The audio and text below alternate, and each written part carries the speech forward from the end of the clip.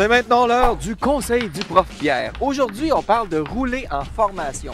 Pierre, qu'est-ce qu'il faut savoir d'abord? Qu'est-ce qu'il faut se dire avant de partir rouler avec ses amis? Bien, d'abord, il faut que tout le monde s'entende. Comme la plupart des clubs maintenant, avant de partir, ils ont le code de signaux pour signaler un débris. Ou surtout ce genre de choses-là. Il y a l'expérience du chef de file qui est importante. Oui. C'est important que ce pilote-là, justement, n'ait pas de réaction dangereuse parce que c'est déjà vu freinage d'urgence, tout le monde se demandait pourquoi. Il faut vraiment quelqu'un d'expérimenté. Il faut garder une bonne distance entre chacun. On commande habituellement 1 seconde de distance entre chaque moto.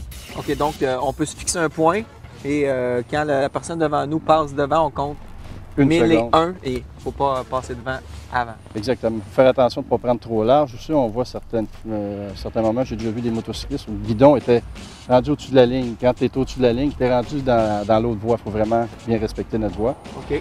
Au moment des changements de voie sur l'autoroute, l'idéal, c'est toujours que tout le monde signale, puis le dernier se tasse en premier, un peu comme au football. Il fait du bloc, il prépare la voie pour les autres. Donc c'est plus facile. Oui, c'est pas toujours possible quand tu vas rouler dans beaucoup de circulation ou s'il arrive quelque chose d'inattendu, on doit réagir un peu plus vite. Il faut toujours être alerte, évidemment, mais l'idéal, c'est de cette façon-là. Si on a affaire à un virage très serré, comme il y a certaines entrées et sorties d'autoroute qui sont vraiment des virages raides, 180 degrés, c'est plus facile à ce moment-là de rouler en ligne. Mais lorsqu'on le fait, il faut penser à garder 2 secondes de distance. Parce que la seconde de distance, c'est par rapport à celui qui est placé latéralement derrière nous. Mais si on est un derrière l'autre, c'est vraiment 2 secondes. Comme pour tous les véhicules, de toute façon. Qu'est-ce qui arrive quand on roule à, par exemple, 10, 15 ou même 30 personnes? Là, c'est pas évident de tous se déplacer en même temps. Bien, l'idéal, c'est de ne pas le faire, justement. C'est de séparer le groupe en petits groupes.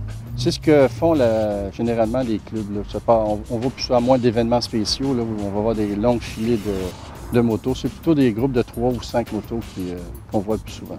Parfait. C'est plus facile pour changer de voie, pour se déplacer. Bon, ben là, il me manque juste des amis, puis on va être capable de faire ça. On va essayer d'en trouver. On va mettre ça en pratique. Merci, Pierre. Je t'en prie.